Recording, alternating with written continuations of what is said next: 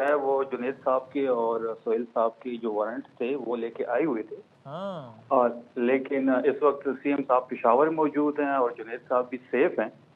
ये जी मुकदमा नंबर है 1032/24 दोनों का। कुछ पुलिस वाले आए थे, उन्होंने जो है वो उसकी तामील की और वापस चले गए। ऐसे तो मुमकिन नहीं है वसीम साहब के एक इलेक्टेड सीएम खैबर पख्तूनख्वा का, जिसके साथ 4.5 करोड़ का मैंडेट है, उनकी गिरफ्तारी इतनी आसानी नहीं होगी। ये वैसे 24 नवंबर की जो हमारे मुकदमात हैं वो उसी सिलसिले में एक मुकदमा उन पे था और उन वारंट्स को ऐसा सर्व करने के लिए आई थी बेसिकली पुलिस, राइट? जी, बस उनकी तामील कर ली और वापस चले गए। ना उन्होंने कोई ऐसा छापा मारा है, ना ही कोई खास पूछ-गूछ की। इलेक्टेड सीएम को गिरफ्तार करना पॉसिबल नहीं है, ये एक अहमकाना सोच है इनकी।